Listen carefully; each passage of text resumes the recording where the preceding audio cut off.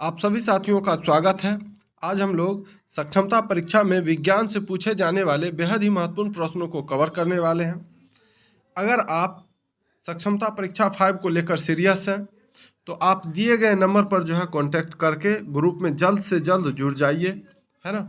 और जो मैं वीडियो बना रहा हूँ जिस क्वेश्चन का, अगर आप चाहते हैं कि यह प्रश्न प्रैक्टिस सेट PDF में आप सॉल्व करें तो आप जो है इसी नंबर पर क्या कर सकते हैं, ग्रुप में मतलब व्हाट्सएप पर हाई लिख कर भेज दीजिए या आप कॉल भी कर सकते हैं। ठीक, चलिए हम लोग पहला क्वेश्चन को देखते हैं। स्वपोषी पोषण के लिए आवश्यक है पर्णहरित यानी क्लोरोफिल, सूर्य का प्रकाश या कार्बन डाइऑक्साइड या इनमें से सभी। स्वपोषी होता कौन है? तो जो अपना भोजन खुद बनाता है ना। कौन अपना भोजन खुद बनाता है? तो पेड़ पौधा। पेड़ पौधा जो है स्वपोषी है क्योंकि वो अपना पोषण खुद करता है। तो जब पेड़ पौधा अपना भोजन बनाता है तो उसके लिए क्या क्या चाहिए? पर्णहरित चाहिए या नहीं? बिल्कुल चाहिए। क्लोरोफिल चाहिए, सूर्य का प्रकाश वो भी चाहिए, कार्बन डाइऑक्साइड वो भी चाहिए। इसका मतलब इस प्रश्न का जो सही उत्तर होगा वो होगा आपका इनमें से सभी, ऑप्शन नंबर डी। स्वपोषी पोषण के लिए आवश्यक है पर्णहरित भी, सूर्य का प्रकाश भी और कार्बन डाइऑक्साइड भी, है ना। चलिए अगला क्वेश्चन को हम लोग देख लेते हैं।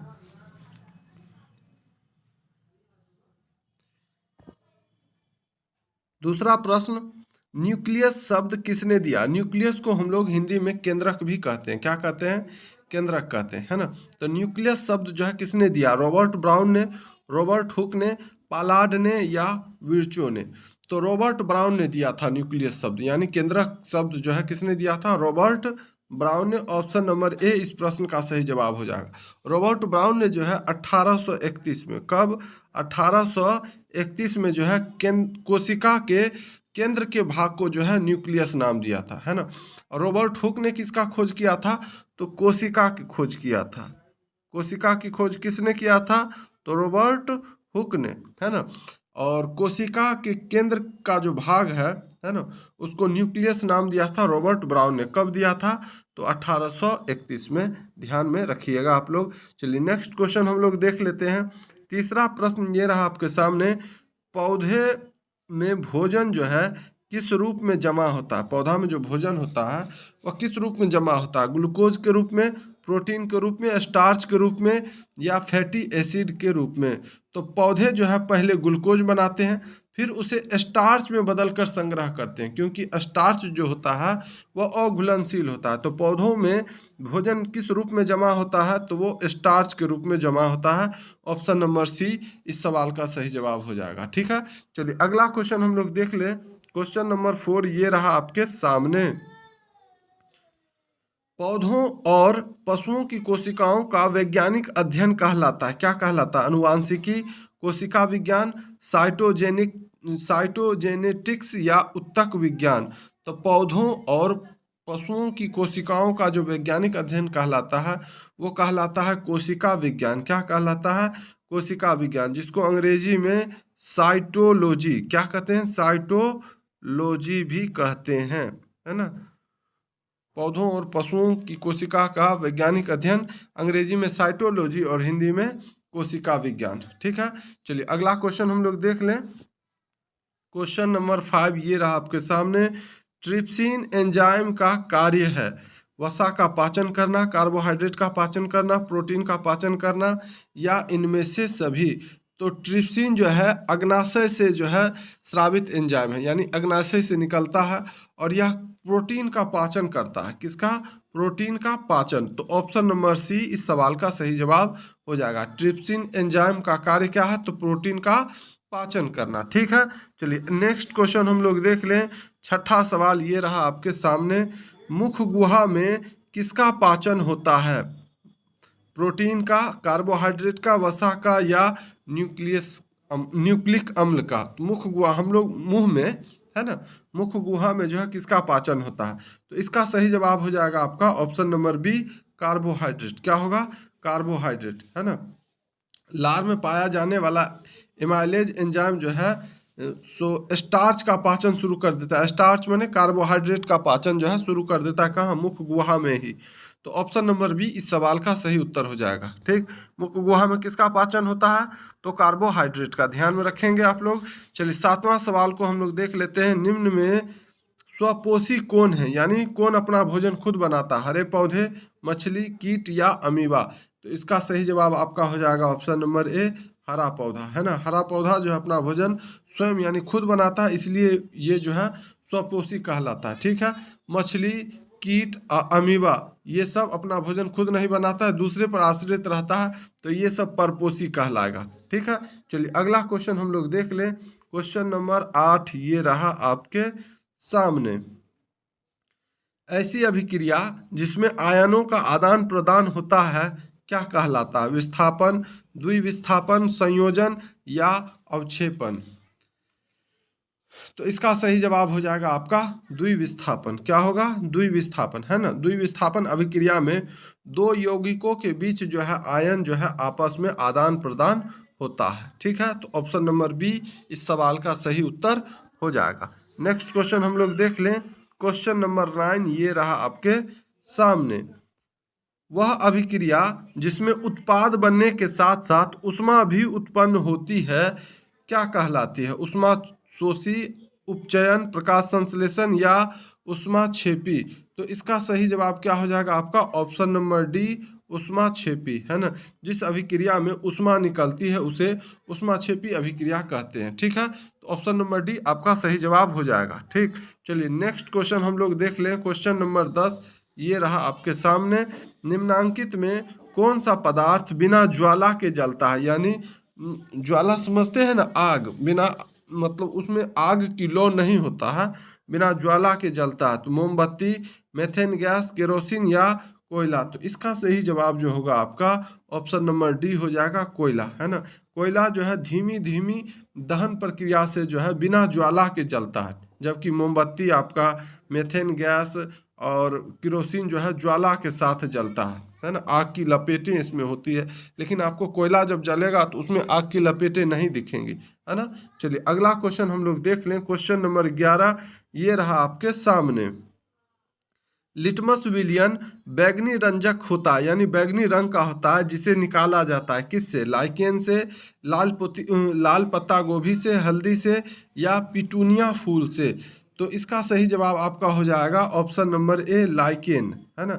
लिटमस जो है एक प्राकृतिक सूचक है, यह जो है बताता है कि कौन पदार्थ अम्ल है या क्षार है, ये बता देता है लाइकेन, है ना, इसलिए यह प्राकृतिक सूचक है। और लिटमस जो है किस पौधे से प्राप्त किया जाता है? तो लाइकेन नाम के पौधे से जो है प्राप्त किया जाता है। ठीक, चलिए नेक्स्ट क्वेश्चन हम लोग देख लेते हैं। NaOH यानी सोडियम हाइड्रोक्साइड है क्या है? अम्ल है, क्षार है, लवण है या कोई नहीं? तो सोडियम हाइड्रोक्साइड जो है एक मजबूत क्या है? क्षार है। क्या है? क्षार है। ठीक है, जिसे कास्टिक सोडा भी कहते हैं। ठीक, सोडियम हाइड्रोक्साइड को कास्टिक सोडा भी कहते हैं। ठीक, चलिए अगला क्वेश्चन हम लोग देख लें। क्वेश्चन नंबर 13 ये रहा आपके सामने। निम्न में किस विलयन का उपयोग दीवारों की सफेदी करने के लिए किया जाता है? तो CaHCO3 का होल ट्वाइस, CaOH2 का होल ट्वाइस या NaOH या NaHCO3?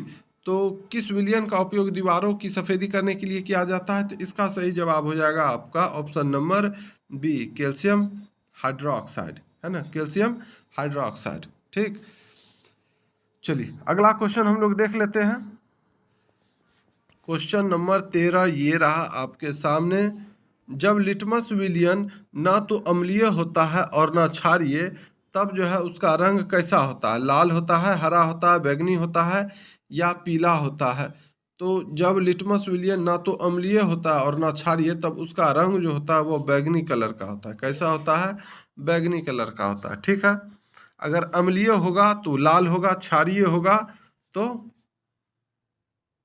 वो तो स्वाद से पता चलता है। ठीक है, चलिए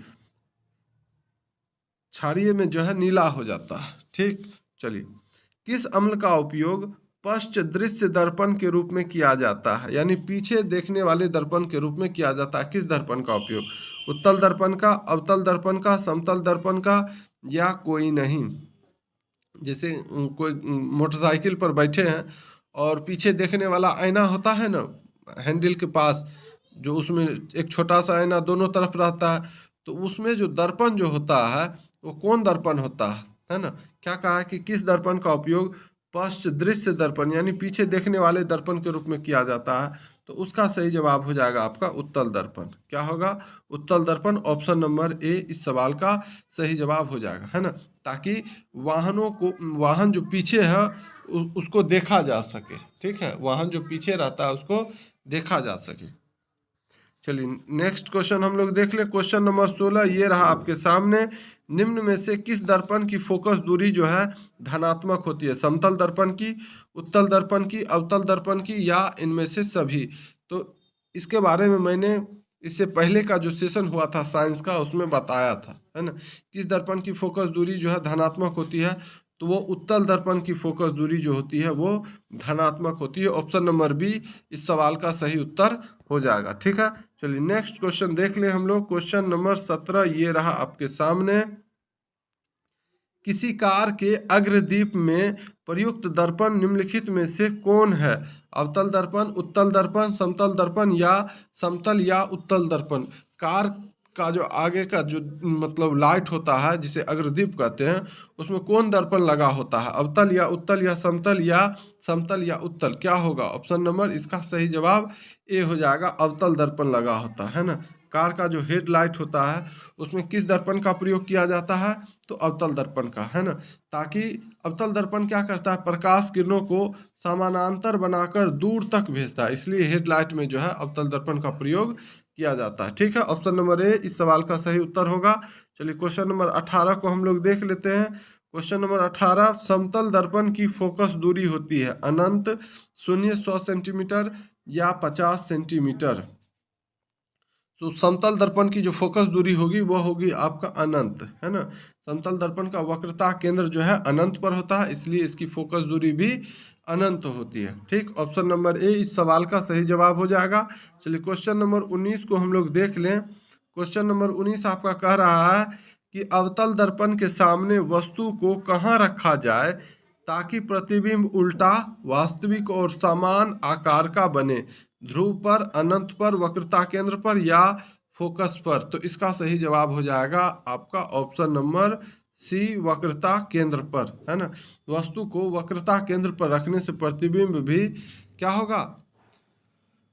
प्रतिबिंब जो है उल्टा बनेगा, वास्तविक बनेगा और समान आकार का बनेगा। ठीक है, तो ऑप्शन नंबर सी इस सवाल का सही उत्तर हो जाएगा। चलिए इस सेशन का अंतिम प्रश्न को अब हम लोग देख लेते हैं। क्वेश्चन नंबर 20 ये रहा आपके सामने। 20वां सवाल का सही जवाब क्या होगा? दाढ़ी बनाने के लिए कौन सा दर्पण उपयुक्त है? समतल दर्पण, उत्तल दर्पण, अवतल दर्पण, या इनमें से कोई नहीं? तो इसका जवाब आप लोग कमेंट में बताइएगा, है ना। इसका जवाब हम देखना चाहते हैं किन किन लोगों का आ रहा है।